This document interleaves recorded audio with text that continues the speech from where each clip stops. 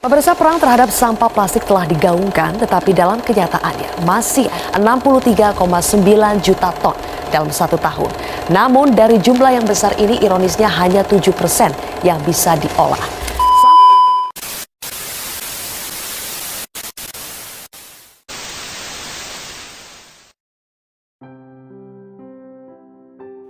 Permasalahan sampah plastik menjadi salah satu urgensi yang perlu penanganan lebih lanjut. Bahkan Indonesia menempati posisi kedua sebagai negara penyumbang sampah plastik terbesar di dunia dengan mencapai 64 juta ton per tahunnya dengan estimasi kenaikan setiap tahunnya sebesar 85.000 ton.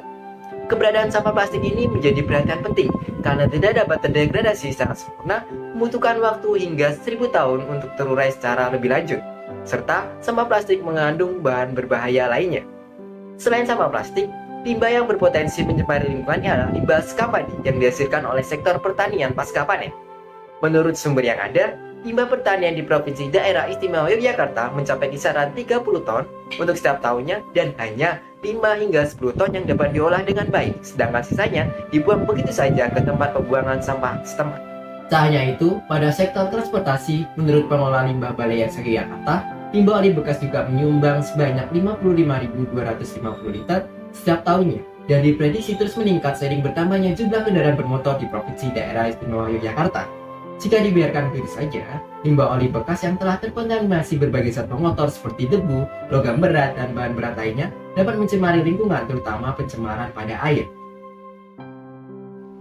Berdasarkan data Badan Nasional Penanggulangan Bencana yang menerbitkan peta seismitas atau peta yang memuat persebaran gempa bumi di Indonesia, bahwa dalam rentang tahun 2013 hingga 2018 terdapat kurang lebih 203 juta jiwa penduduk atau berkisar 76% jumlah penduduk Indonesia berada dalam kawasan rawan gempa bumi.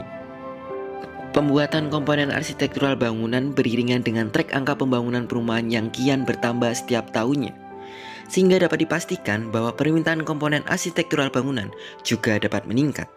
Data ini diambil dari data statistik perumahan dan permukiman Indonesia yang menjelaskan terdapat peningkatan dalam rentang tahun 2015 hingga 2019. Oleh karena itu, kami tim PKMK UGM mempersembahkan sebuah inovasi bisnis yang berjudul Enviroblock, batako interior dari sampah plastik dengan agregat limbah skampadi dan oli bekas peminimalisir dampak gempa bumi. Enviroblock secara etimologi berasal dari kata environment dan juga block, yang dimana mempresentasikan sebagai salah satu batako yang ramah lingkungan. Enviroblock sendiri terbuat dari sampah plastik, limbah oli bekas, dan juga skampadi menjadi salah satu unsur kekuatan dan unsur bahan dari batako tersebut.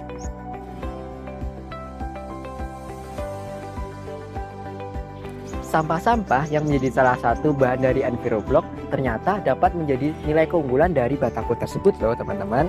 Yang pertama, sampah plastik menjadi salah satu agregat penguat dari batako. Limbah skampadi ternyata memiliki kadar silika untuk menguatkan densitas dari batako tersebut. Apalagi limbah oli bekas ternyata dapat meningkatkan daya serat sehingga kekuatan batako tersebut menjadi lebih sempurna. Enviroblock terbagi menjadi dua jenis, yakni batako dasar interlock dan juga batako roster, yang dimana batako dasar interlock merupakan dasar pemasangan dari batako roster tersebut, sehingga bisa menjadi pondasi dasar dalam batako roster. Enviroblock didesain dengan bentuk interlocking, yang dimana maksud dari desain tersebut untuk meminimalisir dampak gempa bumi. Batako yang terjual di pasaran hanya kuat pada gaya aksial, namun lemah pada gaya lateral. Oleh karena itu, Enviroblock ini hadir dengan gaya interlocking untuk mengunci pergerakan akibat gaya lateral tersebut. Sebelum dijual ke pasaran, tentunya Enviroblock harus melalui tahap quality control untuk memenuhi nilai standarisasi dari SNI.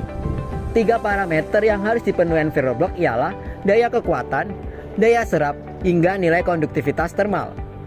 Untuk daya kekuatan Enviroblock sendiri, Enviroblock memiliki kekuatan daripada batako-batako lainnya karena memiliki bentuk yang lebih solid. Selanjutnya, nilai daya serap dari Enviroblock dalam kategori rendah, sehingga memiliki bentuk yang lebih rigid. Untuk konduktivitas termalnya sendiri, Enviroblock dalam kategori rendah sehingga memiliki kandungan isotermal yang baik sehingga cocok digunakan dalam bangunan dalam musim dingin hingga musim panas. Produksi diawali dengan pengumpulan bahan baku, di mana sampah plastik didapatkan dari TPS Grafika, limbah Skampadi didapatkan dari unit dagang Jamal Farming, dan limbah oli bekas didapatkan dari bengkel kendaraan Pogung Kidul. Selanjutnya dilakukan pencacahan sampah plastik menggunakan mesin pecacah. Kemudian dibuat adonan mortir dengan perbandingan volume semen dengan pasir 1:6. Kemudian adonan tersebut ditambah oleh sampah plastik sebanyak 25%, Skampadi sebanyak 10%, dan oli bekas sebanyak 5%. Adonan tersebut akhirnya masuk ke dalam cetakan, sehingga ditunggu pelepasan adonan cetakan hingga batako tersebut kering. Enviroblock akhirnya diakhiri dengan quality control dan kemudian dikemas kepada konsumen untuk dibeli secara bisnis to bisnis kepada toko bangunan dan agen properti. Kami juga memanfaatkan media sosial dalam pemasaran kami. Kami menggunakan Instagram, TikTok, WhatsApp Business, Facebook, hingga YouTube sebagai media promosi dari Enviroblock. Kami juga melakukan publikasi dengan media massa dan media pers seperti Radar Jogja, Suara Merdeka, Antara, dan media pers lainnya sebagai salah satu alat publikasi dan juga pemasaran kami. Kami telah melakukan produksi sebesar 1920 pieces, yang dimana ini sesuai dengan proposal 100%, dimana analisis biaya produksi meliputi komponen variabel, komponen tetap, dan komponen lain-lain untuk menunjang operasional bisnis kami. Dalam melakukan proyeksi aspek bisnis, kami memenuhi nilai HPP sebesar 3.902 dengan margin 35% dengan memenuhi nilai BEP sebanyak 610 pieces atau 51 pack. Kami berhasil menjual produk sebanyak 95% dari total produksi, di mana nilai ini memenuhi RC per rasio sebesar 1,29 dengan payback period sebanyak 3,7 bulan, di mana hal ini mengindikasikan bahwa bisnis kami memiliki keberlanjutan di masa yang akan datang. Selanjutnya kami mendapatkan sambutan yang baik berupa testimoni dari beberapa kalangan, misalnya dari kontraktor, toko bangunan, pegiat lingkungan, peneliti, mahasiswa, hingga konsumen di tingkat rumah tangga. Kami terbuka terhadap kritik, saran, dan juga investasi sebagai penanam modal bisnis kami. Sampai jumpa dan stay tune pada PKMK Enviroblock. Tunggu konten kami selanjutnya.